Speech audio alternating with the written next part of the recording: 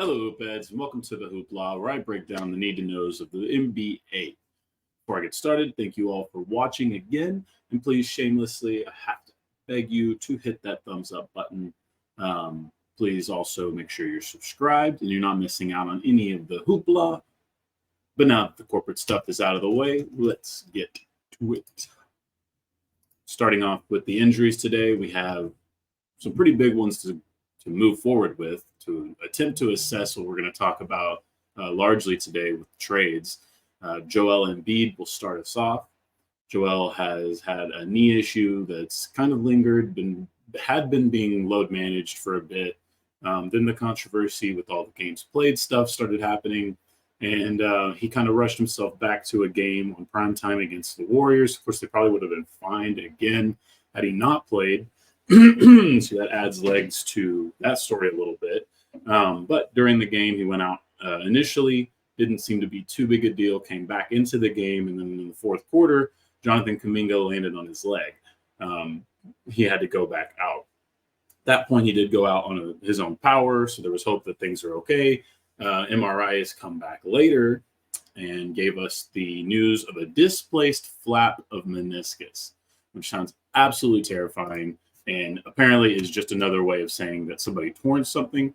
If you follow hockey, you'll know that they don't have very specific injury reports. Maybe this is the first step in the NBA starting to do a little bit of fooling around with how they report things so that they try to sound sly, so they try not to report, like in this situation, that a star player has potentially been lost for the entire season, maybe the MVP favorite even.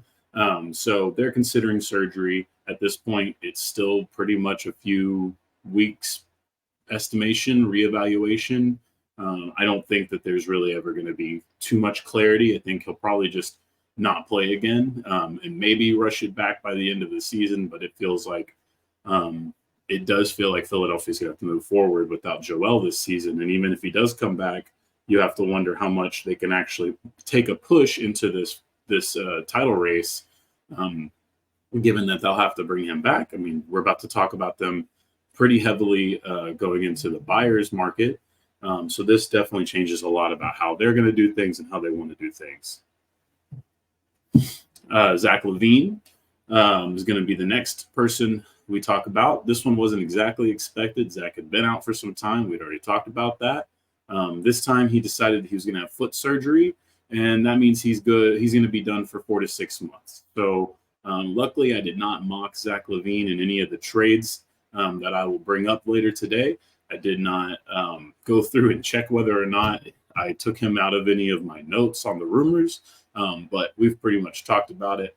If you're following the story, you know the Bulls don't really have much leverage. There's been some rumors about a Pistons deal this week, but other than that, it really has not seemed like anyone's willing to pay any sort of price for Zach LaVine. And that only exacerbates the issue for Chicago, who we will discuss a little bit moving forward, and how they're going to handle their business. But we did kind of understand that even if LaVine had been healthy, there was a great chance that he was going to have to finish the season out in Chicago and find a new destination for himself next offseason. And then finally, of our injured players, we have Julius Randle, who has had the dislocated shoulder. We talked about that last week. Looks like it's only going to be a few weeks, which is the positive sign. Unfortunately, there is some contradictory news on whether the reevaluation period is just a very optimistic window or if he'll actually be able to be back within a month. There is also concern that even if he does that this is an easily re-aggravated injury, and then we're talking about something that is just consistently dragging down the Knicks as they've sort of put themselves into position here. So we'll see. Obviously, we just have to monitor that. I just wanted to give a quick update.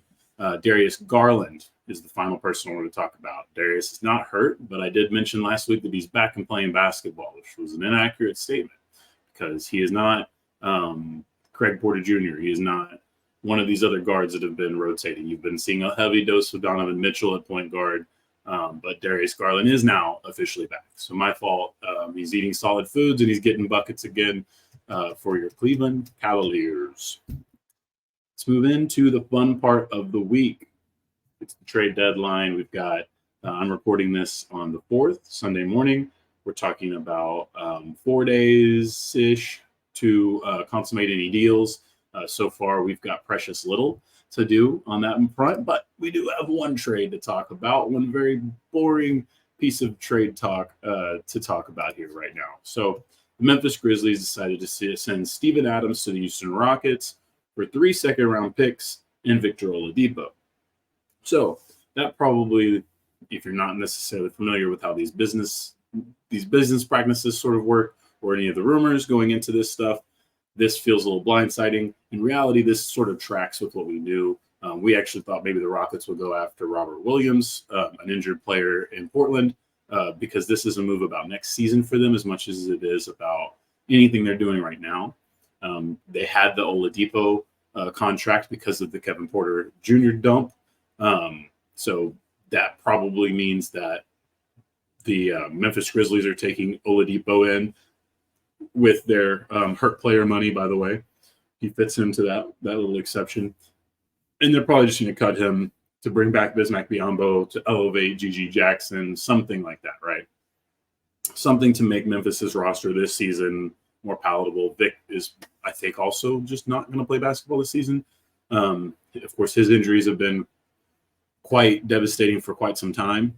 So we really don't know what the end result is there and what Memphis is getting, but it does feel like most people are reporting that they'll probably cut him for roster space. The 2 seconds are going to be, 2 of the seconds are going to be in this year's draft, and then one of them will be in next year's. Again, this is freeing up space for the Memphis Grizzlies, both on the depth chart and in the cap space moving into this offseason. Steven Adams has 1 more year left on his deal, so I guess there's a little bit of risk for the Houston Rockets. Not super risky because they're not exactly in contender status where every millions of dollars wasted matters. You know, this is fine if Steven Adams' health never gets back to a place where he can be a regular player again, then he's a good locker room presence for a year. It fits the mold of what the Rockets have sort of been trying to do with adding the vets with the young guys. So really can't hate it for them. And if it works, I think it could be a really good player to add to what they're doing. Alperen Sengun is a great player. I think that they've got something with Jabari Smith Jr., but it's not bad to go ahead and get a little veteran presence, especially somebody with like Steven Adams' resume, to show them some of that stuff that they'll need if they really want to win big games, you know? But yeah, otherwise this trade is pretty unsexy. And if anything, all it's going to do is just sort of set your level of preparation at home for whether or not you think this is going to be a fun trade deadline or not, because this is kind of where it feels like. It feels like there's a lot of reasons for a lot of teams not to make a lot of moves. Not to say that marginal roster moves won't be made. It's just the sexy stuff, the title swinging trades. I think they might be absent from this year's deadline. And we might see more business-oriented moves, such as the one I just broke down. And, you know, it sucks, but at the end of the day, I don't love having a super-duper overactive trade deadline. I mean, you've heard me criticize multiple teams for the way they've handled their trade negotiations for over a couple months now. You know, it's a tough business, but at the end of the day, just because you have the ability to make moves in the middle of the season doesn't always mean that you should. But either way, digressing off of that, getting into the buyers club, pretending like we live in a world where we feel like a bunch of trades are going to go off. I tried to make a handful of buyers that are fun, interesting buyers, and that could make moves that don't necessarily save their season, but certainly swing it in a direction that makes them more interesting moving into the final chapters of this, right? But in order to do that, I couldn't bring everybody to this dance or we'd be here for hours. So I'm going to go ahead and give you guys the teams that I left off that are obviously in title contention or playoff contention at least, obviously have talented rosters and have some moves to be made. But I just don't feel like these are teams that at this moment that I expect to do something crazy or that even need to do something crazy in order to move forward, right? So the Boston Celtics, the Denver Nuggets, fair. They're great teams. They have marginal moves they can make. You can always get better, but I think most of what they're trying to do is get better with the group they have. Phoenix, obviously a lot of room to be improved, but you have the three guys that hold up so much money. You have a fourth guy who's shooting really well, but you might wonder if you can reposition or repurpose his salary into a player that would make more sense for you. We'll see if that ends up happening, but otherwise there's not a lot of other moves you can even make with that team. Milwaukee is a similar situation. They have Portis, they have Connaughton, but do they really want to move on from that? Is there really an upgrade from that compared to the chemistry, to what they've already built with those two players? Miami, they have moves to make if they want to. Obviously, Hero and Duncan Robinson could put them together and put some crazy stuff on there. It just isn't Miami's MO. It's not how they seem to operate. I'm sure they do add another piece, maybe. I'm sure they find some sort of marginal move to help them with this season. But I think the Terry Rozier thing was it. And then we'll see if they, how they sort of ascend or descend from that point. They had obviously a pretty nasty losing streak. Now it seems to be back on the up and up. The Cavs, healthy again for the most part. I mean, still kind of getting there, but for the most part, we're all on the court now, and that's a start. They don't have a lot of moves to make. They have some that they probably should inquire about. They should probably be one of these teams looking to shore up their wing depth too. But, ultimately they're going to be strapped, and it's going to be a tough competition and market for them compared to some of these other teams I mentioned. Minnesota, you're still paying a lot for the Rudy Gobert deal. You don't have a lot of contracts you want to move, and you've got a pretty good group already. I think you can make marginal upgrades, obviously, but there isn't necessarily a sexy move for you right now. Indiana, there's plenty of moves there with Buddy Hield, but I'm also sort of sitting here thinking they probably just ride Buddy Hield out and figure that out in the offseason. I think that they have a decent group. They like to play deep. They have a lot of players to move. If they were to do this, they could be a very sexy team. But I think they also look at the market and don't see much sexy options. And so, like the New York Knicks, who are another team I mentioned here, have the firepower. Don't know if they have the desire this particular moment before the 8th. The Knicks, I do think, will make a trade because I think that they will probably move on from that Evan Fournier salary and try to bring in people that they will actually play. But I don't think that will be a big swing for the fences trade either. So, gotta love it. Still hauling dirt. Probably going to be like 4 of these bastards drive by. Well, sorry. Then the Clippers, they're the last team I left off. They do have a PJ Tucker contract that they can move on from. They'll want to add wing depth just like everybody else does. Will they be able to? That's where it gets into a little bit more of a questionable situation because they really are strapped when it comes to offerings. It has to be something young player. And then obviously they don't want to move on from Terrence Mann, or they haven't been willing to. And I think that obviously causes quite a bit of pain for them. So the teams that I did decide, the buyer teams that I thought were interesting enough to bring up, to converse about, to maybe even have a little bit of hope for, right?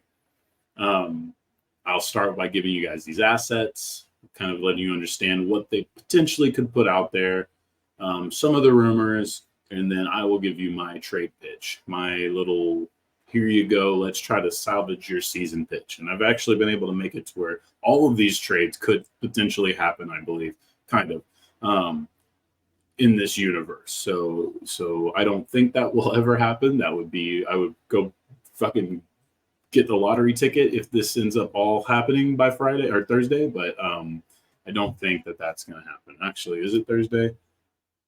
Yes, the 8th is a Thursday. So the Golden State Warriors.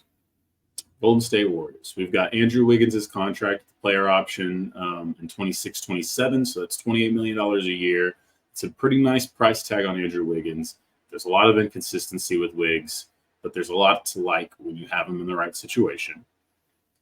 There's always going to be people chasing that 2022 high when they get him. So I think that there's still an asset there if they choose to move him. Gary Payton Jr. obviously hasn't played a lot this season and didn't play a lot last season. They've really wanted him to be a part of this group, even though they let him go after the title. But it still just has not paid off. You could easily see him being thrown into a deal. He's an $8 million a year player. He has a player option for next season. Chris Paul, he has $30 million owed to him this year, but he has no guaranteed money on his $30 million next year. So that makes him a very interesting trade candidate, right? I think that the Warriors love to have him, but I think that with that price tag, if they're able to make a deal, it almost has to go with Chris Paul involved, depending on the player return. Moses Moody, rookie first-round contract. He'd be a restricted free agent in 25-26 season, for the 25-26 season. So you have a few things that are interesting, right? Of course, they have Podziemski. You have a couple other guys that you could always move. You have the conversations about Clay or Draymond. Kuminga seems to be locked in. I don't think I would put Kuminga on the available players list. But if the right deal is to come, obviously that could happen as well. So that's an interesting one to look forward to. The first round picks is kind of where it gets a little weird. They're top 4 protected first round pick this year to Portland, so that's almost very likely to convey. They also have some of their attachments to their second round pick for this year, and then they have some extra 2s, but not a whole lot. So they have a little bit of spending money, but they're kind of in a position where I think youth, age, you're not exactly trying to throw in the big offer because there isn't really the big fish. What we know so far, they like Wendell Carter Jr., but it doesn't seem like he's likely to be available. I do agree that's the best slam dunk move. That's a little wink for what we're going to talk about in a second. Warriors only getting player-for-player offers on Andrew Wiggins. Is that a good thing or a bad thing? Is it a good thing because some other teams have duplicate assets, like the Orlando Magic, and want defense, like the Orlando Magic? Or is it bad because that means that teams are trying to give you 2 meh players for one depreciating asset, like the Kristaps Porzingis to Washington trade from a couple seasons back? That's kind of where the interest is, and it's kind of why generally people are looking at the Warriors to stay put, to run this particular group out to see what it'll be. The Athletic says that it's gonna be quiet. They think that CP Clay deals are hard to envision. They think Brian Windhorst went on SportsCenter and said they're not breaking up the band, which more or less just means the 3 big names, not necessarily not making a trade. Then Steve Kerr says Chris Paul and Gary Payton have doesn't want them to be traded. Interestingly, didn't mention Wiggins, but then the next day did specifically mention Andrew Wiggins. So I don't think that was just coy. I'm sure they're taking calls on anybody and everybody. That's what you're supposed to do. But I do think ultimately the Warriors have one move. And if they can't get this move done, then there really is no reason for them to rush, to make some crazy decision. Eat this one this season. You have a top 4 first-round protected pick. If this season doesn't go well, unless the lottery gods just absolutely – well, I guess no. You have to really take it out. Yeah, that's right. It's top 4. Sorry. Yeah, in top four protected. So you kind of do need to go one way or the other here. I don't think they have any ability to really bottom out with this group. I don't think it's anywhere nearly bad enough without some injuries happening, So I would say you got to kind of just grin and bear it with what you got. Hopefully CP comes back, levels out the momentum. You've given yourself a little bit. I wouldn't say that getting into the play-in is a great thing, but it's a doable thing right now. But if you can, let's call the Orlando Magic. You need defense, you need shooting. Moses Moody hasn't given a lot of minutes in the NBA. We haven't given him a lot of opportunity, but we think this guy can do it. Would you be willing to take him on?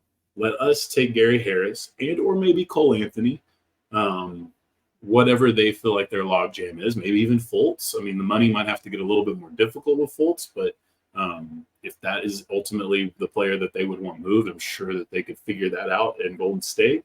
But for Wendell Carter will come in. You're seeing a very big decline in Kevon Looney minutes. You're seeing a nice little bit of play from Trace Davis.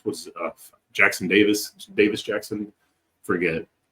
Sorry, kid. Gotta do a little more time before I got that name perfect. But you got a little bit there. You have Saric is playing decent. You obviously have Draymond. But you would like to see Wendell Carter come into this role. Hasn't always been the most consistent player. But man, in theory, and if this was NBA 2K, Wendell Carter for the Warriors, that's perfect. You love that. And then, of course, if you can get a Gary Harris, even if it costs more picks, even if it costs maybe another young player in this deal, then I think Gary Harris also fits well as a guy who can kind of maybe just maybe make up a little bit for what Klay doesn't have on defense anymore, and then give you some shooting on nights that maybe Klay doesn't have before. I think it could be one of those options where it's like we love Klay, but it comes and goes a lot more now in older age with Klay, and maybe it's not the worst in the world to have another big guy, another option at that position, and really very, very similar players in a lot of ways, at least in the genetic makeup of these guys. So that's kind of where I would go if I was the Golden State Warriors. Again, this is a little bit of a pipe dream. It doesn't feel like Orlando's that quick to move on. We have heard some rumblings that Orlando would be interested in Chris Paul. Maybe there's a Fultz and Carter for Chris Paul trade that can be made.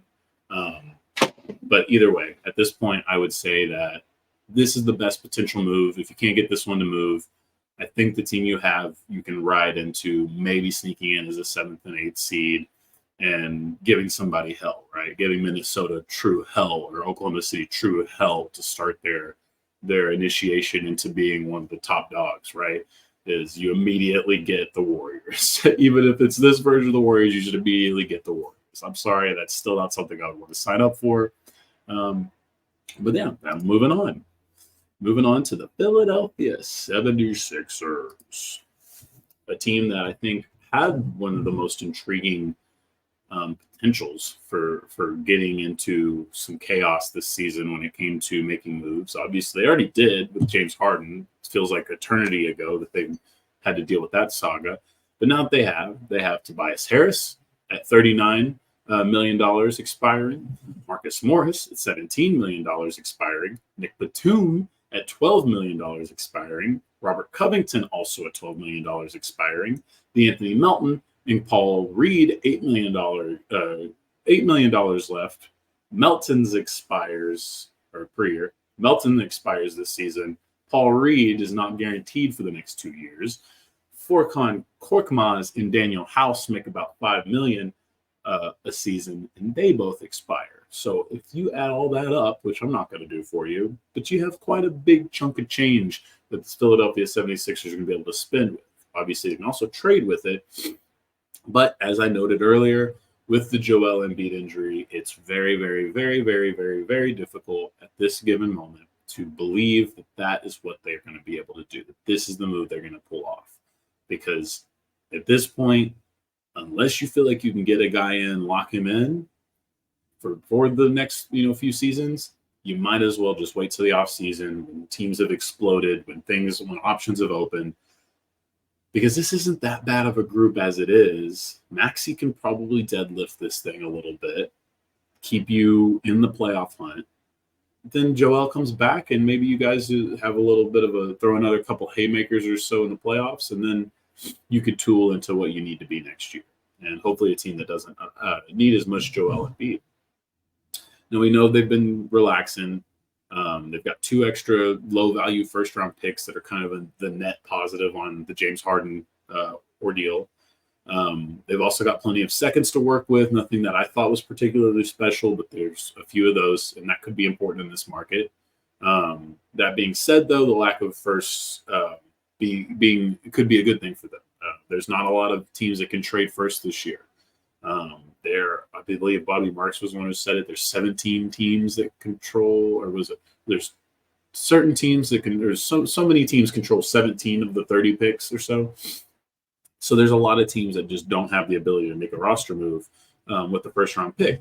So then guys that maybe would command low value first can go for multiple seconds now.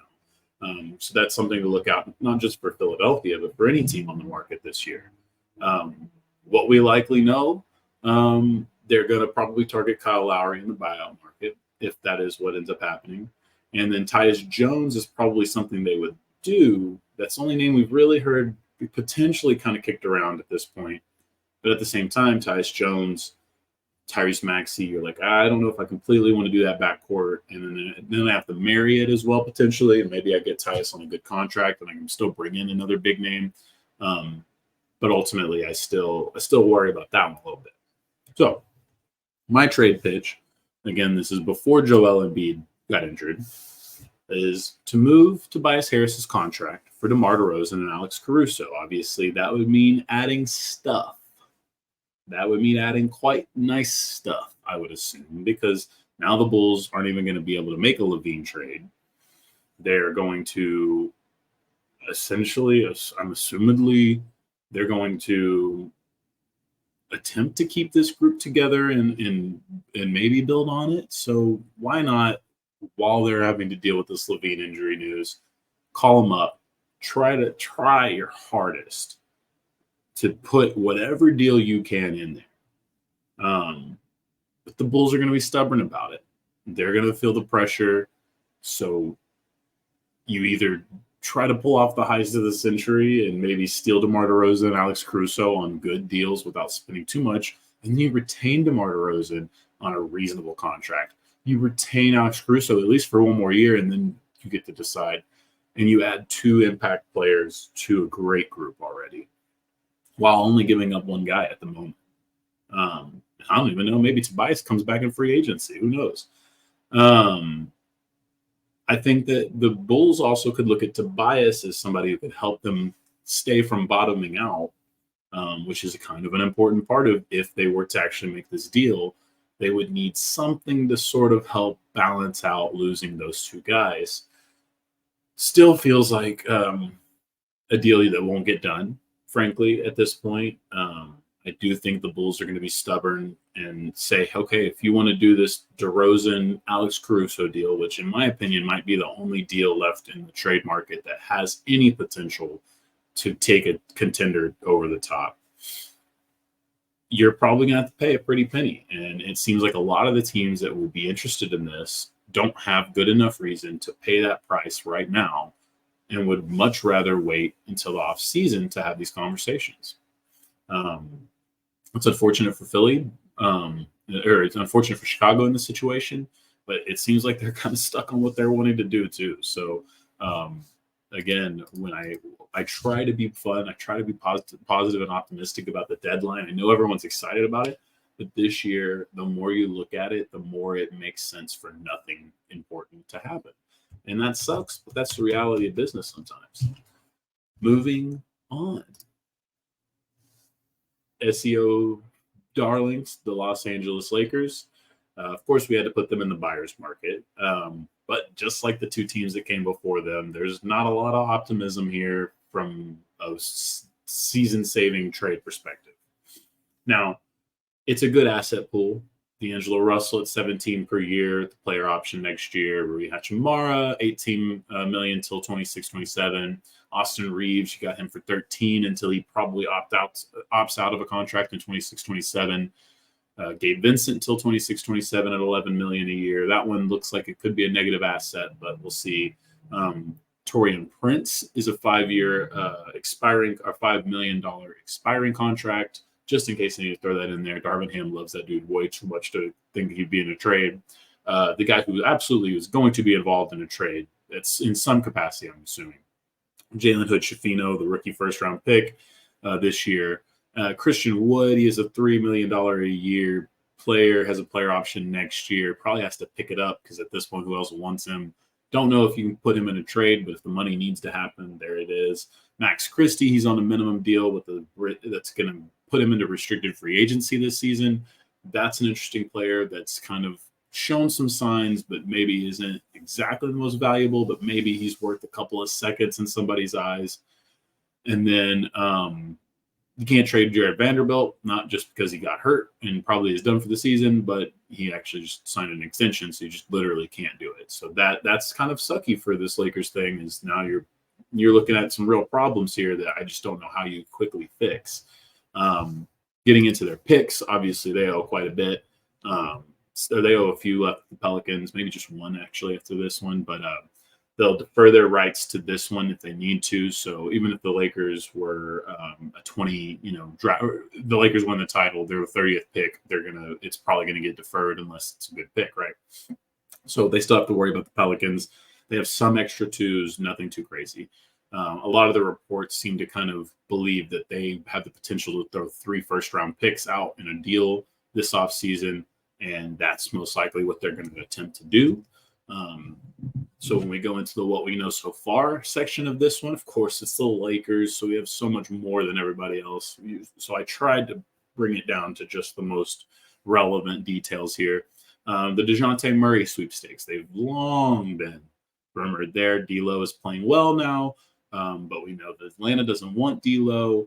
They kind of seems like they might want Austin Reeves, but now the Lakers don't think that he's, they basically consider him untouchable.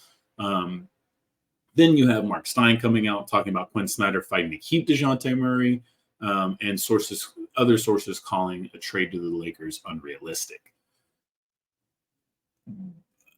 Yeah, like I said, when you get back to it, it does not feel like there is a path for a lot of trades to happen this season, as I have kept saying.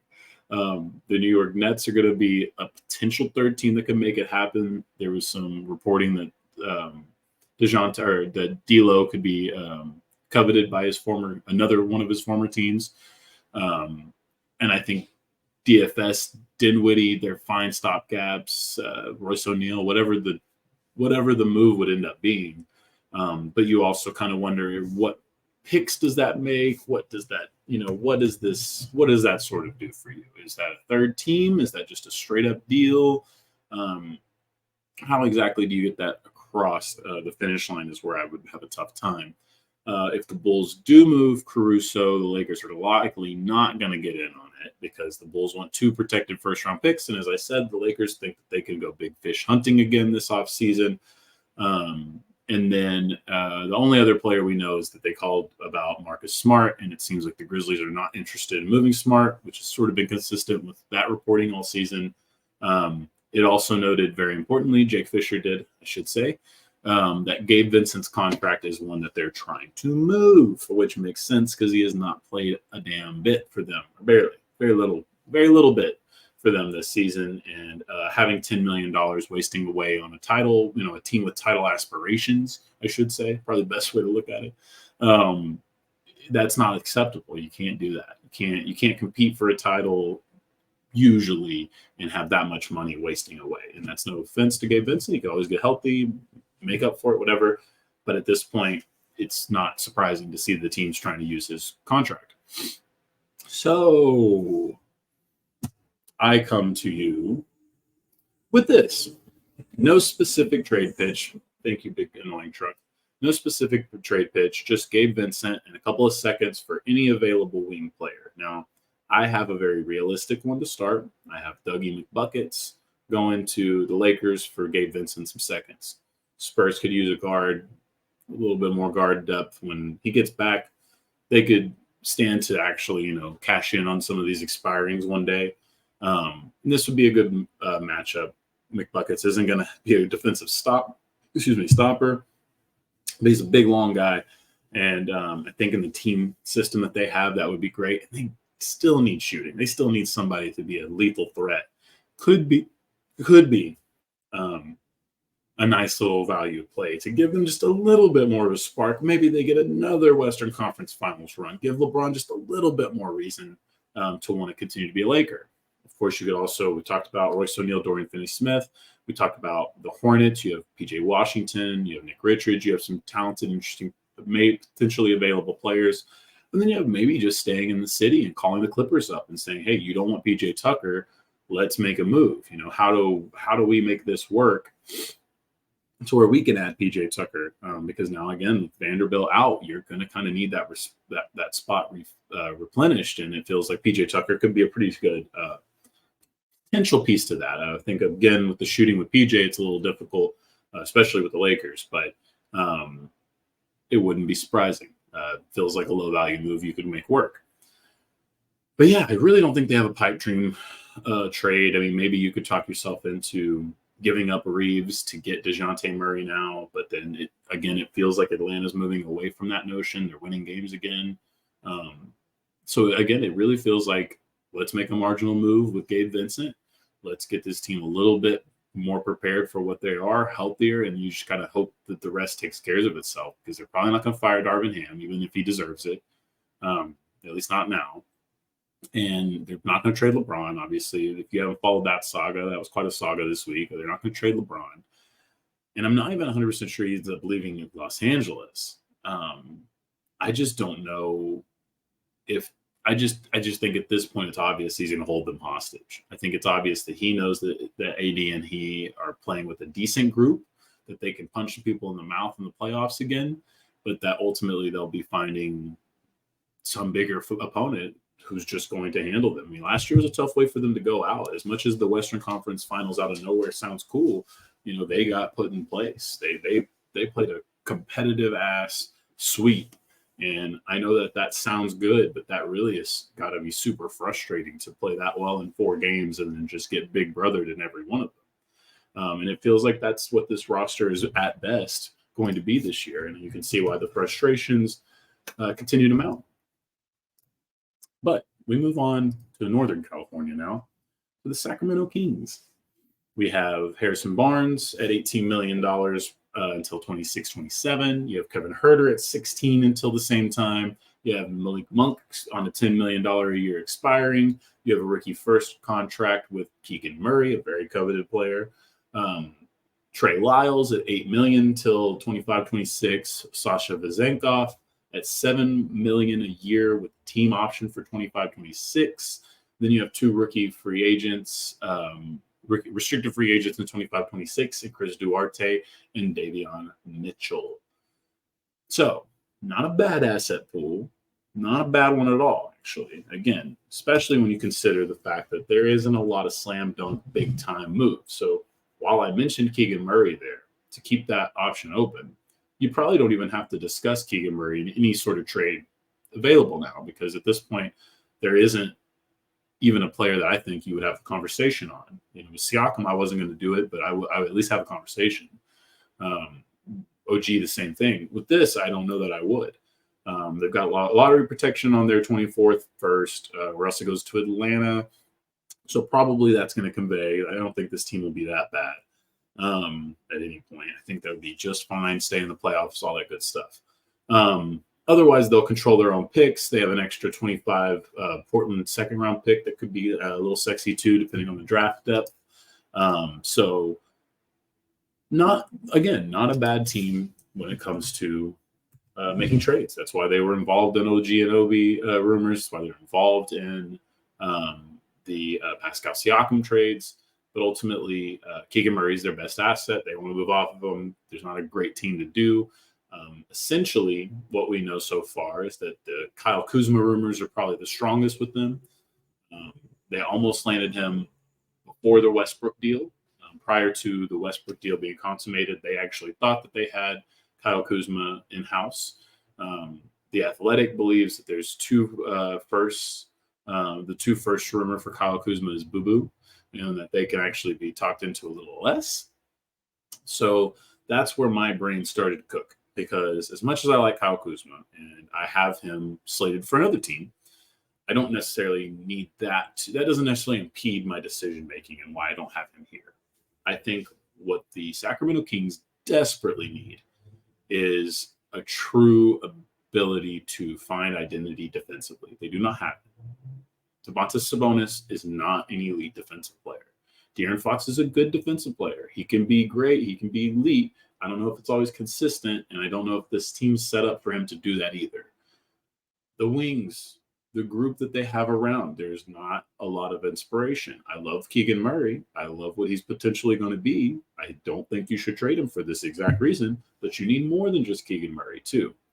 Again, Domantas Sabonis, as great of a player as he is not an elite player on the defensive end. That is okay. Nikola Jokic, in my opinion, is not an elite defensive player. I guess that's kind of messed up too, because he's so damn smart. He has significant defensive deficiencies. However, you have a roster built to compensate. You have a very smart brain. You have a bigger person. All of those things greatly contribute to why what is good for Nikola Jokic is not necessarily good for Domantas Sabonis. So, my trade pitch, my thoughts for the Sacramento Kings: take off night. Take your EuroLeague MVP, Sasha Vezenkov, one of the more sexy free agents that were available, and you send them over, probably plus some other stuff, with Nick Claxton. Claxton's going to be a free agent, so you're going to have to probably move some players to retain him long term if it all works out. But I think ultimately you get a great potential defensive player of the year guy who's sort of hovered in that ether. I don't think he's really done enough to get himself into that conversation perennially, but over the last couple of seasons, we've seen glimpses of it. We've seen something there. Now, here's the issue. This would make for a team very similar to the one that Indiana struggled with Sabonis going to the 4 and Claxton playing at the 5. So I don't know that even if I would do this trade, that Sabonis would like it, that you have a problem. And I don't know if Nick Claxton would like it as a result. Then I don't think you have a bigger problem because now this guy's probably going to just leave. So again, this is a very nice trade in theory. In 2K, I love it. In reality, those are some serious concerns. And if the Kings didn't make this move, I would completely get it for those reasons. I don't think the pick request should scare them at all. Like I said, they can retain Nick Claxton very easily. I don't think he'll cost that damn much either.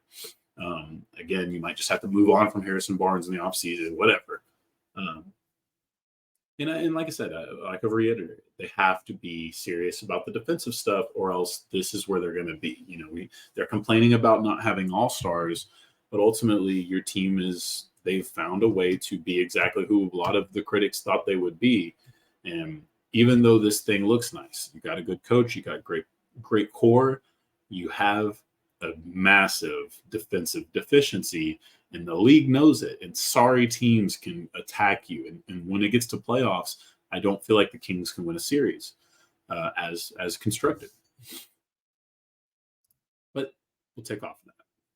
We're going to bring ourselves to another team who sometimes likes to talk about how much they are not talked about in the public eye, and shares with Sacramento one interesting fact that they've both been nearly moved to Seattle in the last 20 years.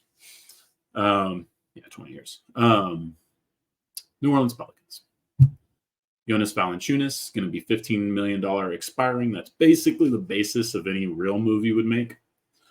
Larry Nance Jr., he has $11 million till 25-26. Then you have Dyson Daniels and Jordan Hawkins as rookie first-round picks.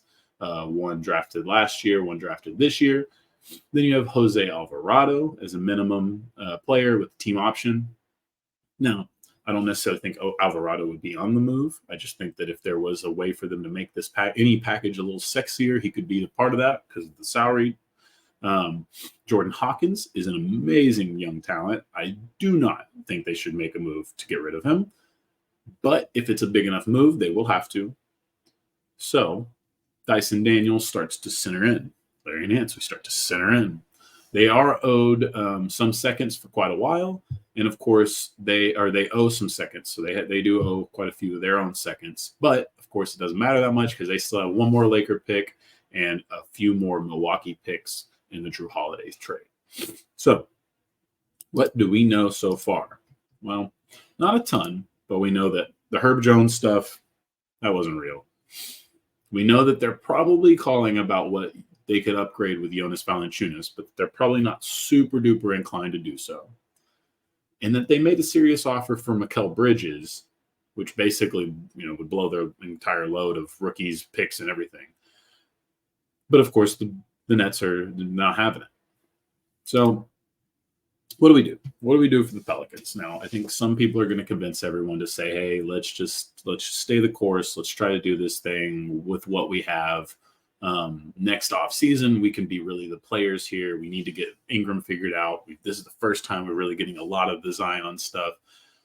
We can, maybe we can keep Jonas this year, and then we'll re-sign him for a more team-friendly deal next year, and then we'll add to it and all this good stuff, right? And I love that. I'm fine with that. But let's rush it just a little bit. Let's trade Dyson Daniels and Larry Nance for Daniel Gafford.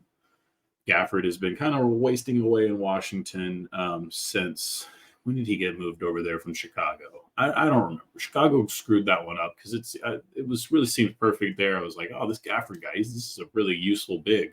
I mean, maybe not a great big, really useful, a starting level big. Those are pretty nice, pretty hard to come by, like a true hard, guy that you could believe to rebound, to protect the rim, to have a high efficiency around the rim scoring, like all those things. You would think Daniel Gafford was doing that, and then they just kind of dumped him off over into Washington. Then that's just been sort of all over the place since he's been there. Now it's time for maybe Washington to do the same. He's got a little bit of contract control too, so he is a sexier player, I would say. At least over the Nick Claxton. That would be his argument over Nick Claxton, is that you at least have him under control. Claxton's probably the better player, but Gafford you got a little more control under if you made the move. So in this move, you would bring in the guy that'd be the future of the 5 position for that team, but would not give up the present. So Jonas Valanciunas could still be your starting 5. Maybe they would switch, whatever it would be, right? You would have the duo of those 2 guys to move forward with. I think that's good for the team chemistry they're building, good for what they're trying to do. Because I do think Jonas Valanciunas has mattered a lot to that team. Even if he's got deficiencies and age is catching up, all that good stuff. And then I think that this is really the question of what cost, because Dyson Daniels, I think, is a great young talent, but is far from proven the things that maybe potentially they thought about him when they drafted him where they did. And I think that Larry Nance Jr.'s injuries and contract aren't necessarily the super sexy thing to take on. It is Washington, so maybe that just doesn't matter enough at all. I mean, they did mention that they're a team that would take on assets or would take on money to get assets, but they're also a smarter team than they used to be. This new management in Washington. So if they have to add draft compensation to this deal, I think that's where I start to get cold feet. If I'm I guess depending, right? You have some here. There's probably one first-round pick I could come off of if I really like the Gafford move. If I really feel like I can bring him in here and kind of have my cake and eat it too, I would do that. But at the end of the day, I do think that it's fair for them to want to walk away from the table if it ends up getting to the Bucks and the Lakers picks being mentioned in the deals. Maybe even at least in the interim. Maybe you could argue that they could, because especially if LeBron's, both Milwaukee and Los Angeles are just a little too volatile right now for me to be selling those picks. Just a little too volatile. But if you can get that done and maybe only use seconds, maybe use protected one of your own picks that you feel comfortable giving out, maybe next year's first you would feel comfortable protecting and giving out of your own, then make this deal, because I think Daniel Gafford does put this team in a better position both this season and moving forward. Oh boy, now we're on to the team you've been all waiting for, the Dallas Mavericks. We'll say though, not to completely make Mavericks fans sad, but this isn't the sexiest team to talk about either, but they're a little bit sexier than the others, so fear not, Mavs fans. Tim Hardaway Jr., $17 million. Essentially, it's a declining thing. I think it's 16 next year. Till 25-26 when he'll be a free agent. You have Grant Williams for $13 million a year, which isn't that bad, but it's also like till 27-28. Rashawn Holmes, unfortunately, has a player option for $12 million next season. Maximum Kleba is $11 million until the 26-27 season. You just extended Josh Green, so you can't even move him, I don't believe. But he makes $13 million for till 27-28. I actually think you can move him because they've been getting offers. Either way, Max, you just drafted him. That's a restricted free agent, 27-28, first-round pick. Then Jaden Hardy, who's shown a little bit of glimpses, obviously had a lot of hype coming into the draft. And he's a minimum deal, not guaranteed next year, so that could be somebody just taking a flyer on a player for the end of this year. The pick notes. not a lot of great things here from the Mavs fans. I hate to break it to you. Your final Kristaps Porzingis first round pick should convey this season. I believe it's protected, but I think the Mavericks will still be fine as a playoff team. You have a Raptors second round pick in 25. That could be pretty cool. I mean, I don't know that it's everything or anything, but at least it's a little something, because you guys owe a lot of second round picks. And if you follow the Mavericks, this has been something they've really been bad at for about a decade now, of just blowing second round picks.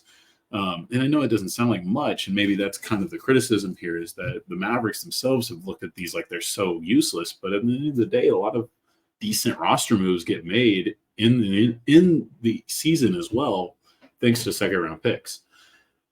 What we know, there's pretty much one guy that they're rumored around a lot. Now, there is a lot of Miles Bridges smoke. I don't think that's a bad conversation when you talk about how cheap you can get a player. I think that gets into a different conversation that I'd rather have it if they make the move, if I'm being honest.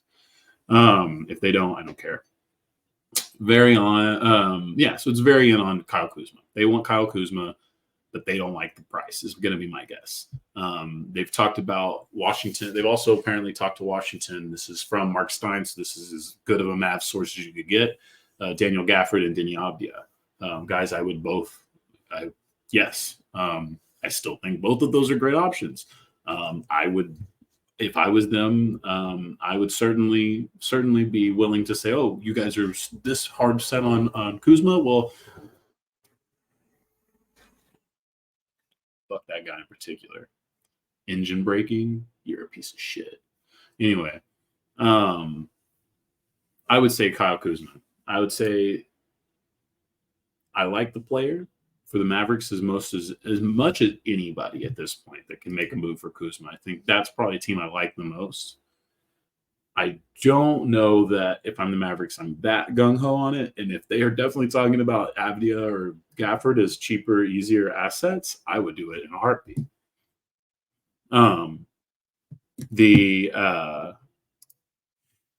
The next move that would be my move. I'd go Kyle Kuzma. Screw it, bring in Kyle Kuzma. Now, the reason that I'm not giving you a real package on screen here is because this could go a lot of different ways. Basically, I have a spectrum here. I have your Omax and THJ package, where basically I think you're maximizing the player value. You get the best potential player the Mavericks can offer, and you get the best prospect the Mavericks can offer. So that could bring the picks cost down potentially, maybe even to zero. Or, excuse me,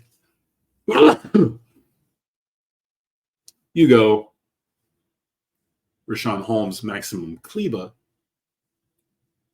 in the manner of, well, if at least I'm overpaying, let me move off some of this salary. That's the way I would look at it. Sort of that spectrum of deals, because there's so many different ways you can make this deal. So Washington and Dallas could have a conversation for a long time on this one. What would end up being the issue is the picks, right? Mavs don't have a lot of seconds. What does Omax, Jaden Hardy compensate for that? Even if I do the THJ Omax trade, do I still have to put in Hardy? You know what I mean? To keep my pick, to keep all my picks, to keep any of the picks, whatever it is. I think that's a big issue here, where you're going to get into back and forth of what these guys actually are worth. For the Mavs, I think the player fit works. I don't love the defense. I think he's a fine team defender. I don't think he's going to come in and fix anything super well, but I think he's a great passer at this point, or he's getting much better at passing. And I think he's a really, really fun scorer and somebody who catches fire the same way Tim Hardaway Jr. can, which is why I'd want to add the two, almost as a hedge my bet between when I know one guy's going to work and when I know another guy's going to work, just to have options. For the Wizards, it's about market. They have no reason to be hasty, so the Mavs kind of have to pony up if they want to get this deal done. They could sit on this contract and they can make a move in the offseason. Kyle Kuzma isn't going anywhere. I don't think his value is going to tank to any super crazy extent, but you just never know. And then my final thing on the Mavs here is just, honestly, as much as I like the sexy Kyle Kuzma move, maybe there's some other guys that are sexy moves too that you yourself are thinking. and I've already mentioned this team a couple of times. I would seriously call the Hornets and try to rob them of somebody. PJ Washington's a local kid. Love to have him back. Nick Richards would be a great way to add a little depth behind Lively, but you got to do something, in my opinion. I think there's a lot of guys there's a lot of iffy players with the Mavericks starters, and if they don't, then they're going to be walking into a tough situation, I would say. Walking into a situation where you're really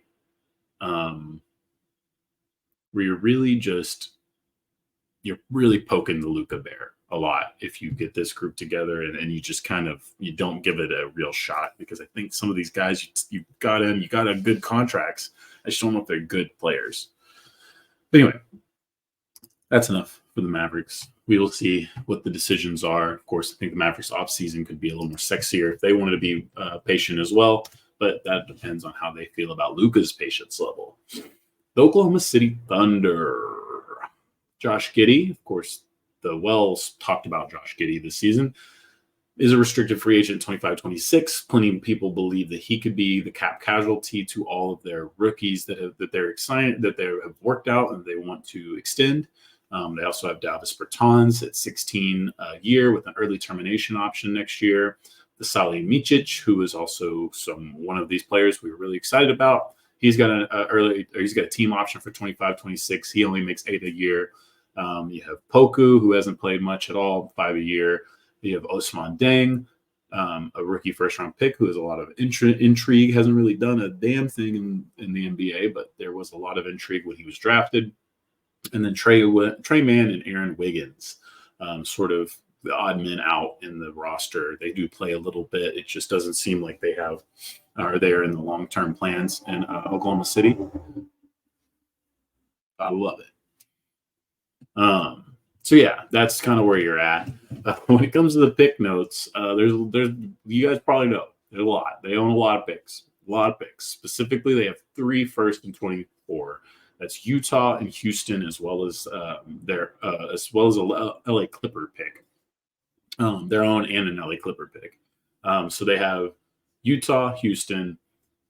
Those 2 could be useful. Those could be cool. Utah's 1 through 10 protected. I think Houston's unprotected. So you're probably getting mid-teens if you get both of those. And then the Clippers or their pick would end up going to the Raptors, who would own 1 of the 4 picks in the first. So essentially 3 picks to work with. We don't know exactly which one would convey. It all depends on how things shake out. But essentially 3 first-round picks. You have a lot of guys on the roster you like. So it's time to start consolidating. What we know so far, we don't know anything, because this is a team that does not leak rumors at all in any capacity. However, Aussie legend and family friend of Josh Giddey's, Andrew Gaze, said in an interview that he believes Giddey will be traded because of the economics of basketball, not to mention the other stuff.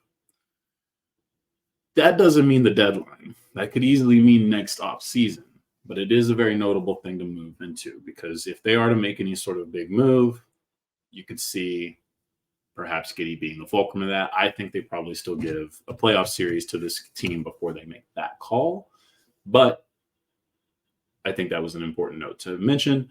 My trade for this group is similar to the Lakers deal, similar to what I kind of was talking about with the Mavs here.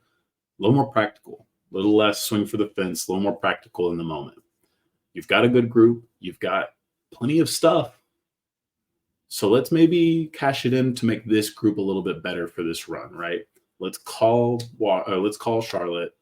Let's say we've got Davis Bertans' contract. I know it's not great, but you'll take on 1 more year of money. You already said you would, Mitch Kupchak. I heard it. I heard it. You have the Rockets and the Jazz picks. That could both be in the teens. And you could use Giddey if you really want to, really need to push it over the edge. But you can get Nick Richards and you can get PJ Washington.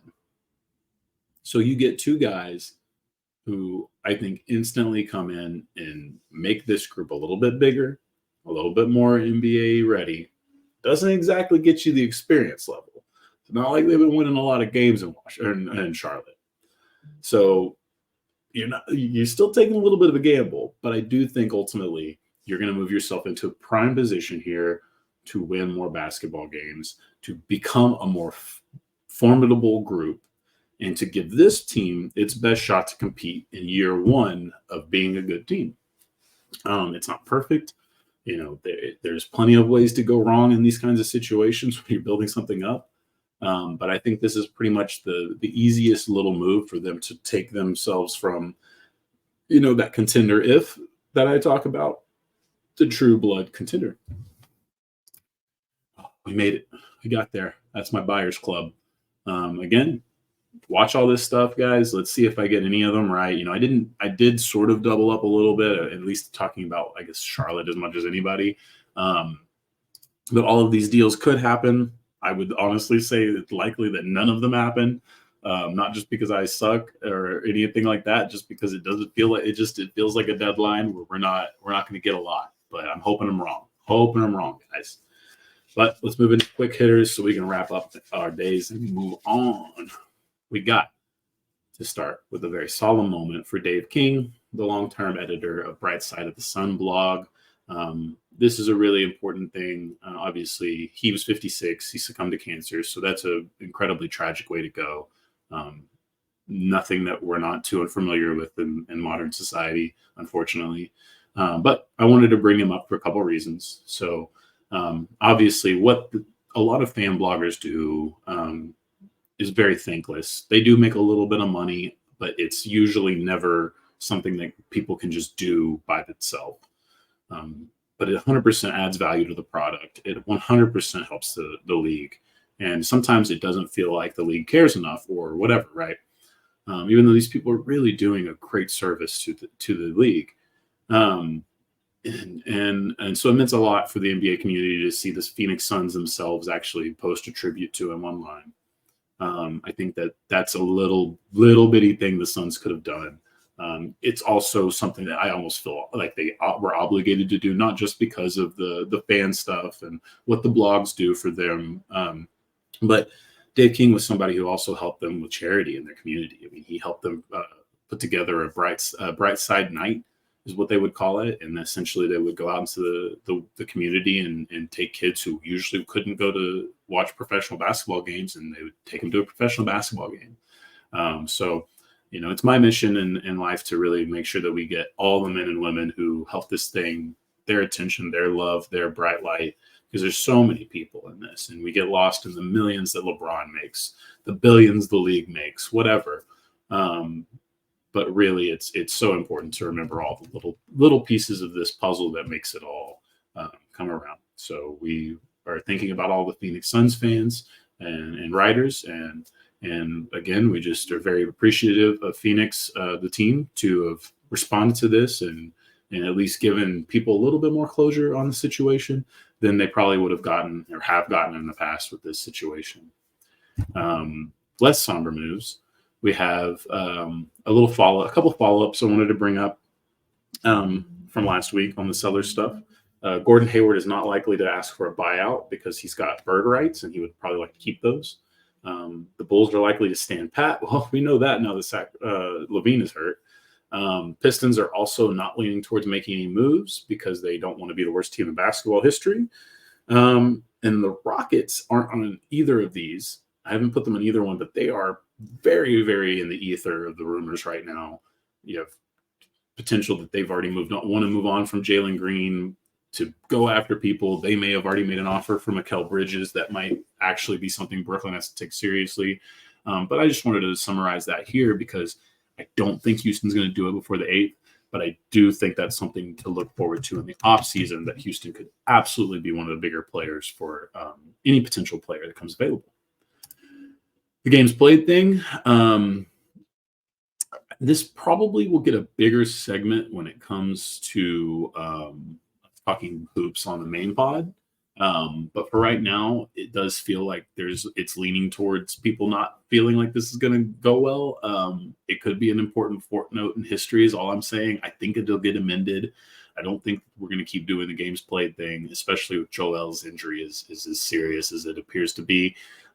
It does feel like that. It feels like also the players probably wish they would have gotten a different deal done. So It feels like even if we do this for a couple more seasons, eventually that will get amended.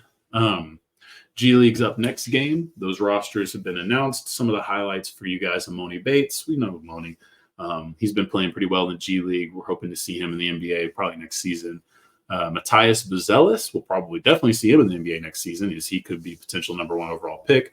Ron Holland, probably in that same lottery era right now. He was a number 1 overall kind of guy too at one point. And then London Johnson, who I don't think is still a year away, maybe 2, but he was like the youngest kid to sign with the G League Ignite. I just find that interesting. Follow his career a little bit.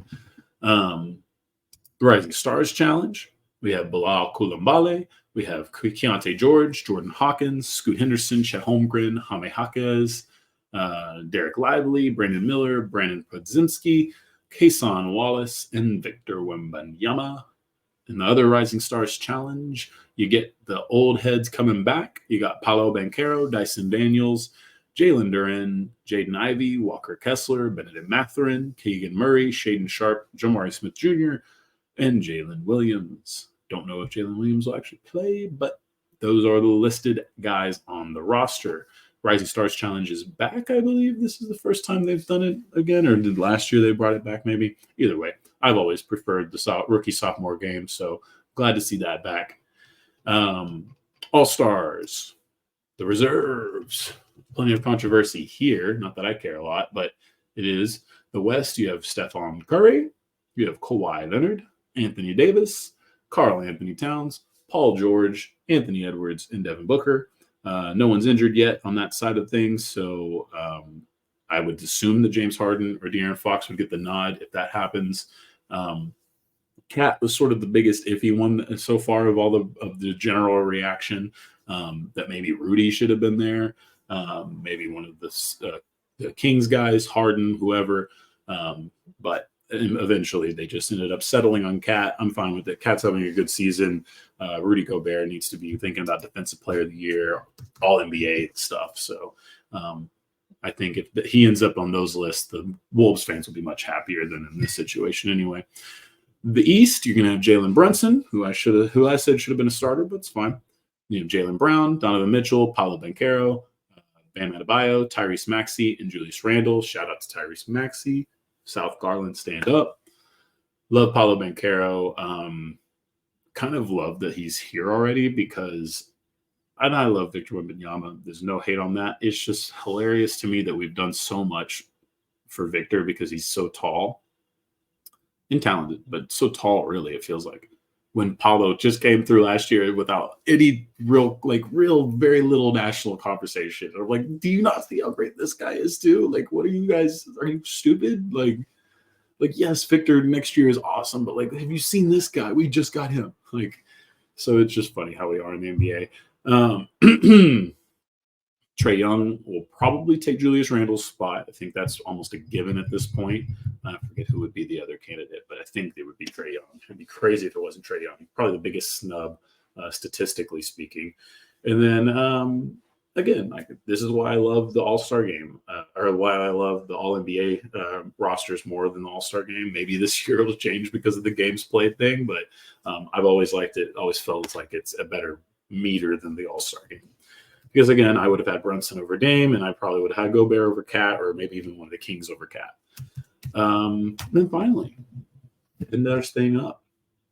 We've been doing about a minute 10, or about an hour 10, so it's nice. Marc Gasol, officially retired. Spent some time playing in Spain since last being in the NBA, I think in 2000. I was supposed to look that up, but just didn't. It was sick. I think that was 2021, the follow-up to the Lakers title year where he was the Laker, but then he didn't. I don't think he came back after that. Either way, he's going to get his jersey retired on April the 6th against Philadelphia. And shout out to the Memphis Grizzlies for wasting zero time on that. A lot of teams waste a lot of time on that. I love that for their culture. I love that for our NBA culture. I love that for Marc Gasol. That was a fun-ass player. Go back and watch that. You know, he did steal a Defensive Player of the Year from LeBron. I am going to bring that up because that is it does make me a little sad. But we respect the OG. Hall of Famer, no doubt. But that's all we have for the Hoopla today. Thank you again for watching. Like, share, subscribe, comment, whatever you can. Perhaps what you could do is take our YouTube username and just jot it down at your local bathroom stall and promise them a good time. I don't know. Maybe it works. I don't know.